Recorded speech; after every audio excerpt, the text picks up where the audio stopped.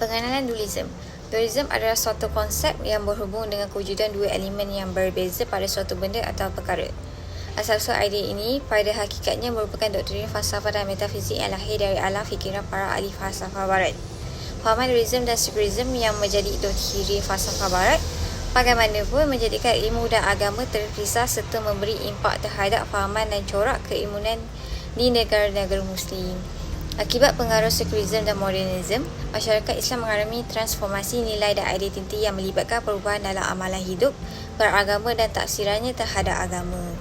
Kewujudan dua sistem pendidikan yang berlainan ini menjadi penghalang bagi mewujudkan personaliti individu maupun masyarakat Muslim sejati.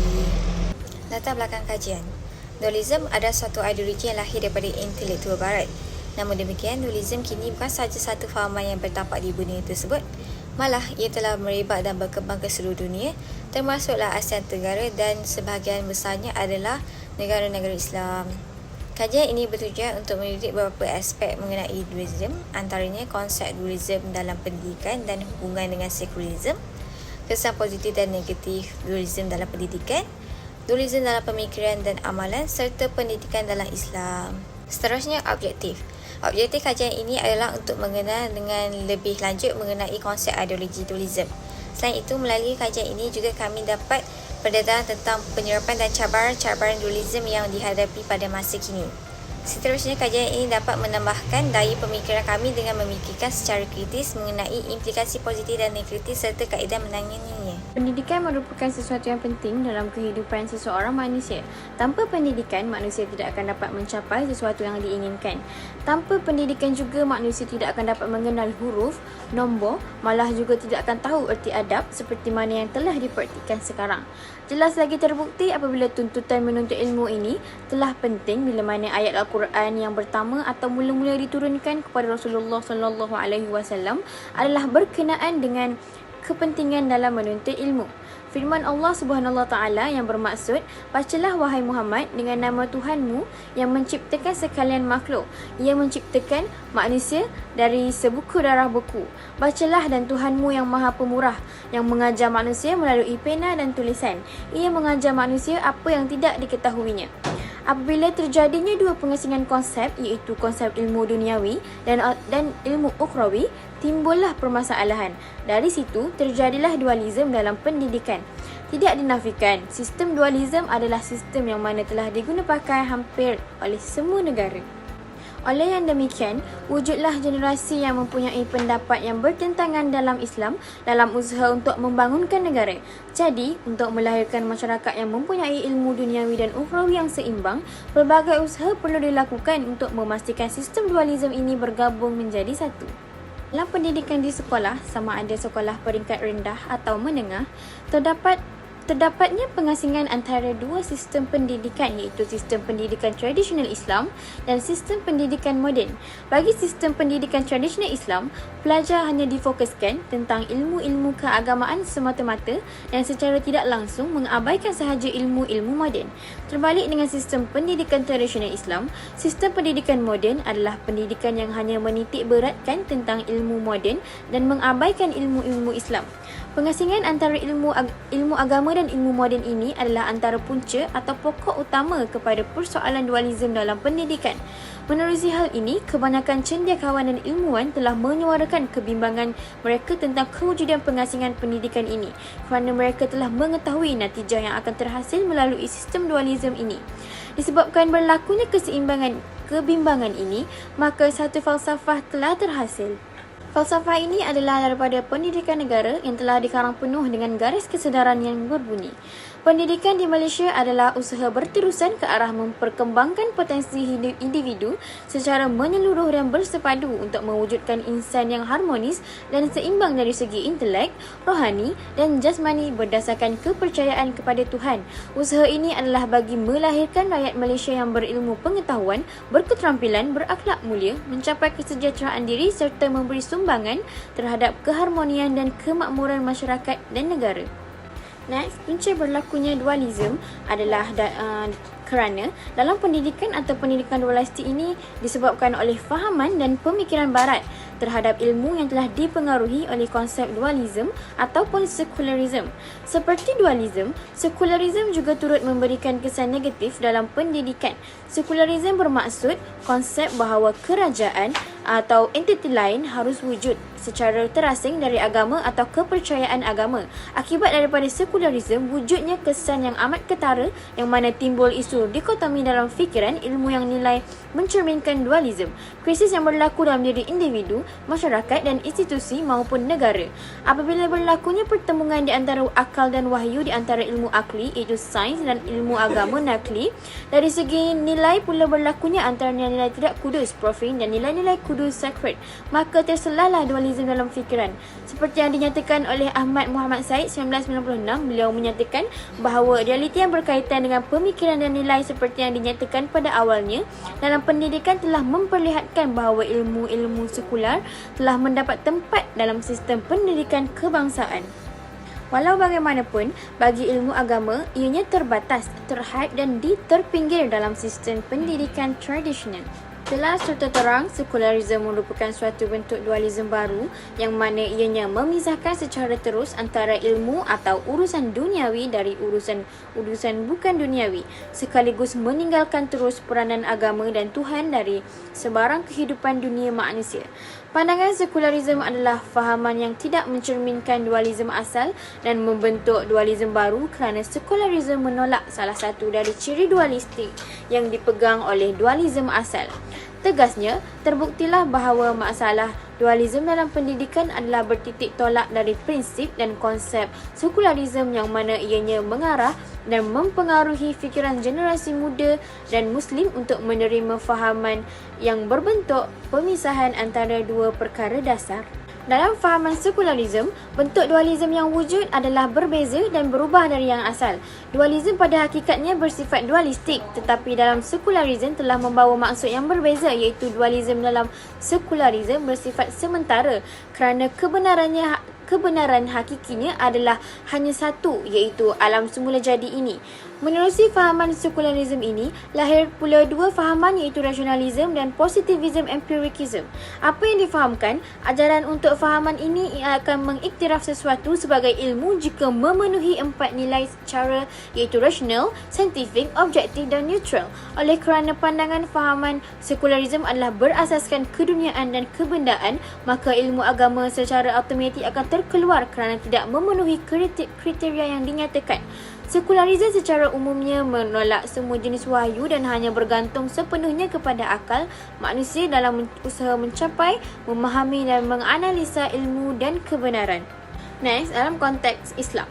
Dualisme ini berlaku akibat daripada masa lalu iaitu sejarah, landasan aliran pemikiran serta akibat pengaruh masalah-masalah dalaman dan situasi luaran yang dihadapi oleh umat Islam pada ketika dulu. Perbezaan dari segi pendekatan kepada seseorang dalam fahaman agama di kalangan umat Islam adalah salah satu punca berlakunya isu dualisme pendidikan di negara-negara Muslim. Dunia Islam sekarang telah dikuasai oleh amalan dan pendidikan penjajah yang mana telah mengongkong pendidikan umat supaya tidak mudah diubah corak dan menjadikannya sebati dalam masyarakat Islam. Masyarakat Islam kini berada dalam keadaan dilema dan tersepit kerana berlakunya dominasi pendidikan moden barat dalam sistem pendidikan kontemporari. Jadi, untuk mengurangkan berlakunya isu sebegini, pelbagai usaha telah diambil untuk menukar fikiran rakyat yang telah dijajah. Pendidikan telah dipilih untuk menjadi wahana dalam mencapai matlamat tersebut. Okey, seterusnya adalah kesan positif dualisme dalam pendidikan. Yang pertama adalah kelahiran pakar-pakar ilmu. Pengasingan sesuatu ilmu daripada ilmu yang lain dapat memberi pelajar masa dan ruang yang diperlukan untuk menguasai sesuatu bidang yang diminati dan ingin diceburi pada masa hadapan. So, kesannya kita dapat melahirkan pakar-pakar dalam setiap bidang lah. Sebagai contoh, kita boleh tengok pada hari ini hampir setiap bidang yang ada dekat universiti ada pakar. Kita boleh nampak pakar biologi, pakar fizik, pakar matematik dan sebagainya.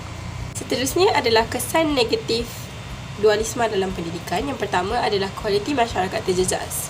Jadi pengasingan sekolah antara sekolah agama dan sekolah biasa akan melahirkan pelajar-pelajar yang hanya mahir pada satu aspek saja. So sebagai contoh, hari ini kita akan nampak agamawan yang tidak tahu hal duniawi, tidak tahu ilmu-ilmu duniawi lah. Dan kita akan nampak cendekiawan yang tidak tahu, yang tiada pegangan agama. Jadi situasi ini adalah bahaya kerana ia akan menimbulkan perbalahan dan salah faham antara dua pihak akibat perbezaan pendapat, perbezaan pandangan dan perbezaan ilmu dari segi lingkup sosial dan politik. Kedua adalah penolakan pengiktirafan ilmu agama sebagai ilmu. Konsep sekularisme lahir daripada sistem dualisme, dan konsep sekularisme ini berpandangan dari segi keduniaan dan kebendaan. Jadi ia menolak ilmu agama sebagai sebuah ilmu atas sebab ia tidak memenuhi 4 nilai mereka, iaitu rasional, saintifik, objektif dan neutral. Yang ketiga adalah kehilangan jati diri. Konsep sekularisme tegas memisahkan hal urusan duniawi dengan bukan duniawi. Sekaligus ia akan meninggalkan peranan agama dalam hal kehidupan manusia. Jadinya, jati diri masyarakat Islam, lebih-lebih lagi para remaja, akan menjadi lemah lah, dan mereka tidak akan berpegang kepada agama Islam. Kesannya, lahirlah golongan Islam yang hanya Islam pada nama dan IC. Seterusnya, dualisme dalam pemikiran dan amalan. Pemikiran Islam kelihatan terbuka sehingga dimasuki pelbagai unsur yang dikatakan negatif. Kelahiran pelbagai aliran dalam wacana pemikiran Islam, sama ada klasik atau kontemporari, menunjukkan keterbukaan dan sifat negatif tersebut. Ini boleh membawa kepada dakwaan bahawa tidak ada satu ajaran Islam pun yang satu dan yang selaras dengan prinsip tauhid yang paling teruncang. Sehubungan itu, suatu analisis konseptual kontemporari terhadap kerangka pemikiran Islam perlu dilakukan untuk menjernihkan kekaburan yang mungkin timbul. Pemikiran dualisme merupakan salah satu pemikiran yang bakal dikupas dalam tajuk ini.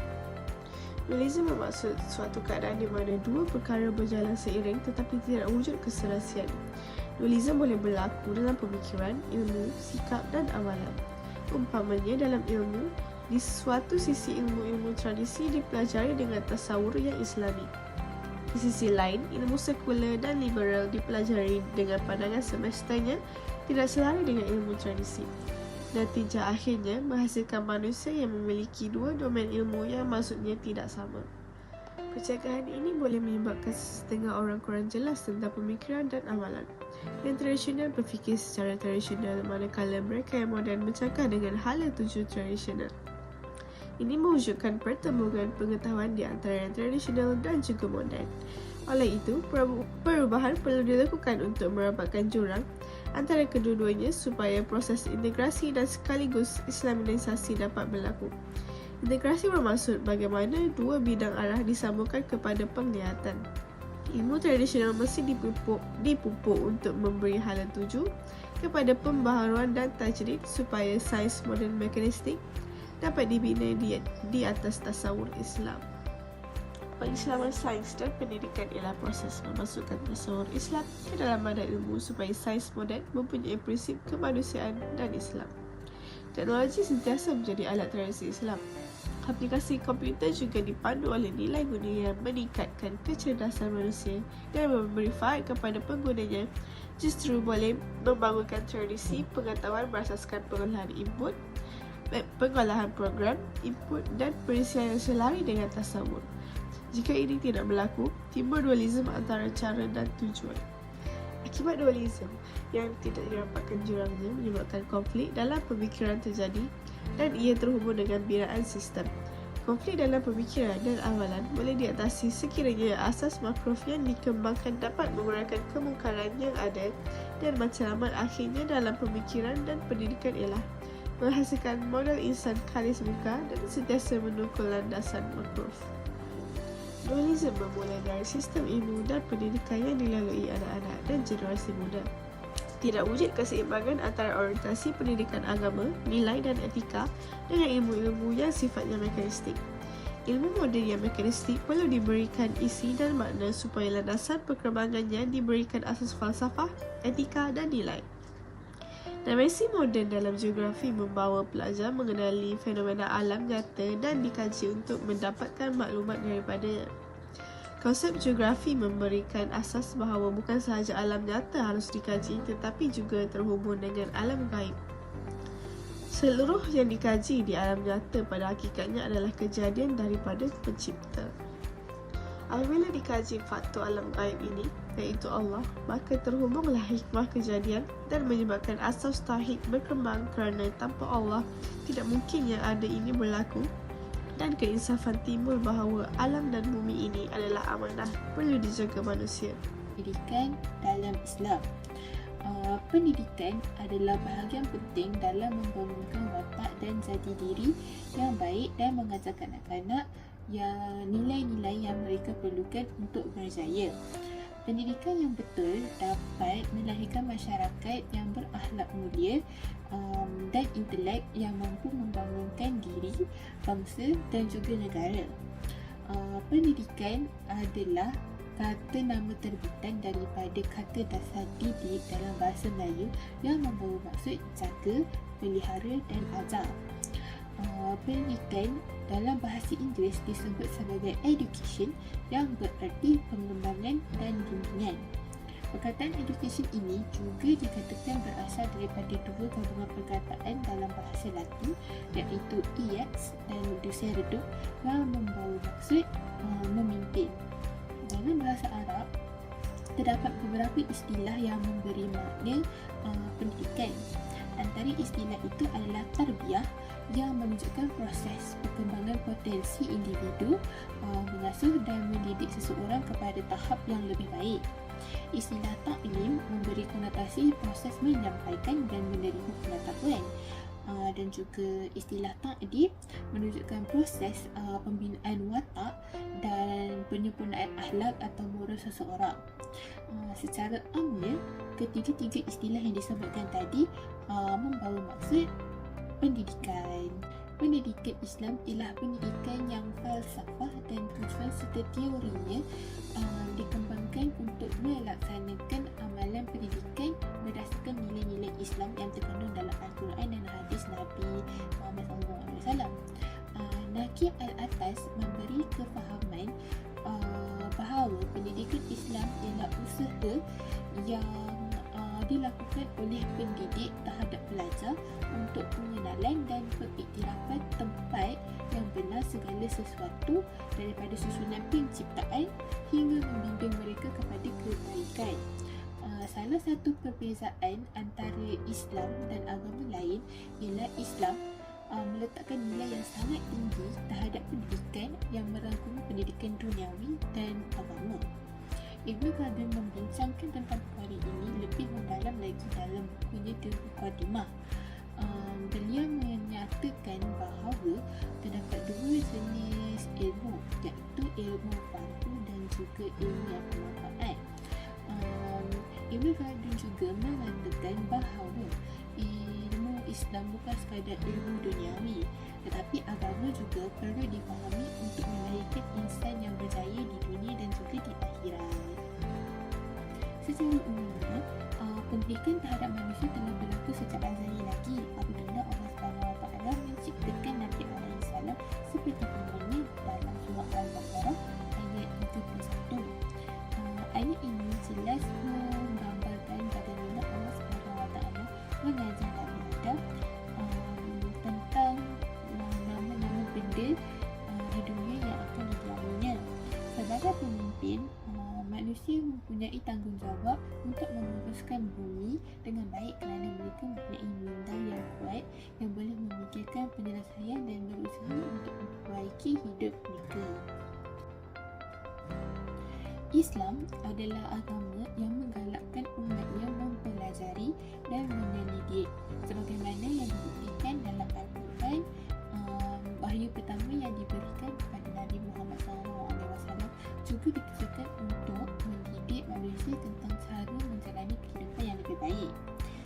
Surah Al-A'la ayat 1 hingga 5 memberikan isyarat dan susunan yang sangat jelas dalam bidang pendidikan.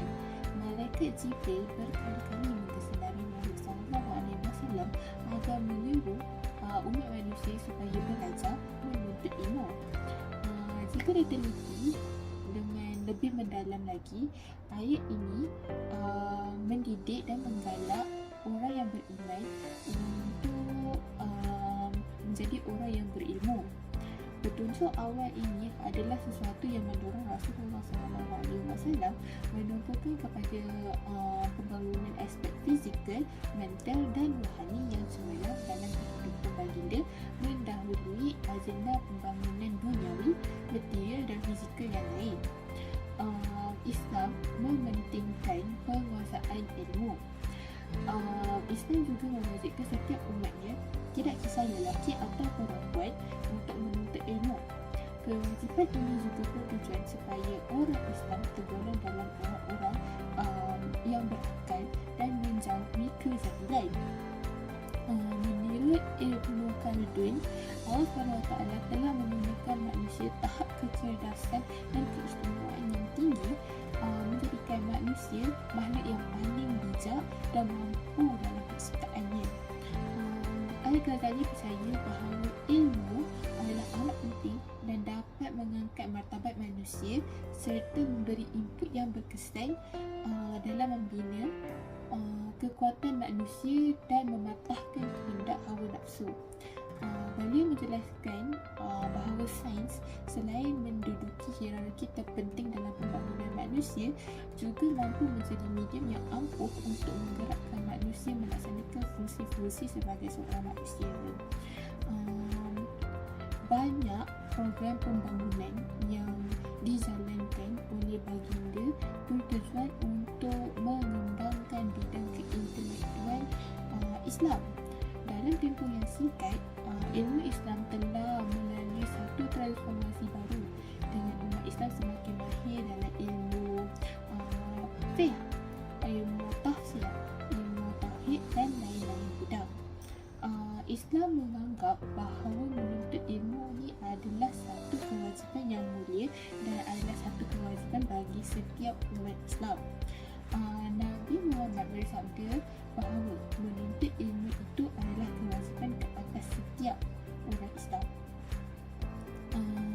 Nabi Muhammad juga bersabda bahawa umat Islam wajib menuntut ilmu tidak kira apa status sosial atau pendidikan mereka. Allah tidak akan mengubah nasib dan manusia hanya boleh cuba mengubah nasib mereka sendiri dengan belajar sebanyak mungkin. Cara terbaik untuk mencapai matlamat ini adalah dengan belajar di sekolah. Sejarah juga telah menunjukkan kepada kita bahawa kemajuan adalah mustahil tanpa ilmu pengetahuan dan manusia ditempatkan secara uniknya untuk mencapainya. Umat Islam hendaklah percaya bahawa Al-Quran dan Sunnah perlu dijadikan panduan dalam pendidikan awam, kerana pendidikan dalam Islam mementingkan aspek jasmani dan rohani. Oleh itu, kedua-duanya perlu diseimbangkan bagi mengembalikan kegemilangan tamadun Islam seperti yang ditunjukkan pada zaman awal Islam. Kesimpulannya, soal pendidikan negara adalah usaha bagi negara untuk menyalurkan ilmu yang relevan bagi setiap lapisan masyarakat. Tetapi, sistem pendidikan dualisme ini menghasilkan satu kesan yang negatif bagi umat Islam. Sistem pendidikan yang ada sekarang gagal untuk memperlihatkan syarikat sebagai integrasi dengan agama Islam. Saat ini, bidang ilmu seperti matematik, sains, geografi dan sebagainya seolah-olah terpisah dan tiada hubung kait dengan agama Islam atau kepada keagungan pencipta alam ini, iaitu Allah SWT. Manakala ilmu-ilmu berkaitan Islam langsung tidak dimasukkan hasil-hasil penemuan sains itu sebagai satu bukti keagungan Allah SWT bagimu kerana keimanan. Kesimpulannya, pendidikan agama yang bersumberkan Al-Quran dan Hadis adalah tunjang utama kepada semua pendidikan umum yang ada di alam ini. Ini berarti bahawa ilmu-ilmu yang ada di dunia ini pokok pangkalnya adalah berasal daripada agama Islam itu sendiri. Ia juga berkait rapat antara satu sama lain walaupun ia cuba untuk dipisahkan. Secara keseluruhannya, semuanya termaktub di dalam Al-Quran dan Hadis sebagai perlembagaan Islam yang berharga sepanjang zaman. Perkara ini telah terbukti di dalam petikan ayat ke-48 surah Al-Ma'idah di dalam Al-Quran. Seterusnya, cadangan kajian. Oleh sebab ilmu yang diturunkan adalah dari Allah SWT, maka ianya berkait rapat antara satu sama lain, sama ada ilmu agama, sains, matematik, geografi dan sebagainya.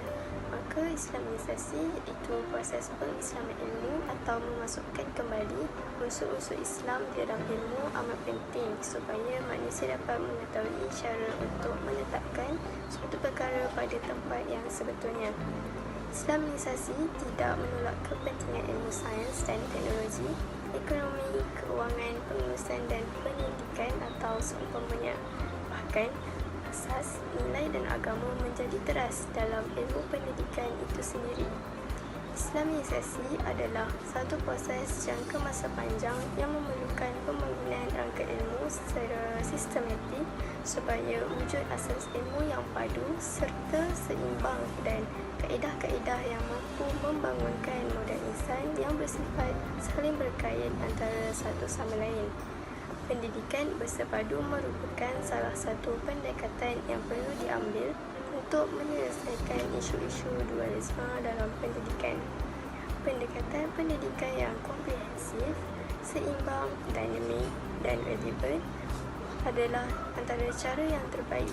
Seterusnya, generasi yang mampu melaksanakan peranan sebagai pemimpin dan berupaya untuk berhadapan dengan cabaran-cabaran yang akan mendatang juga dapat dilahirkan. Pendidikan yang bersumberkan hadis dan Al-Quran di samping adanya integrasi disiplin-disiplin ilmu akal, ia dapat mendorong ke arah membina komuniti ummah yang berteraskan akidah. Oleh itu, dengan izin dari Allah SWT, setiap apapun perkara yang dilakukan sekiranya ia berlandaskan dengan syariat Islam, ia dapat memberikan kebaikan kepada kita dan melindungi kita daripada keburukan dunia dan di akhirat.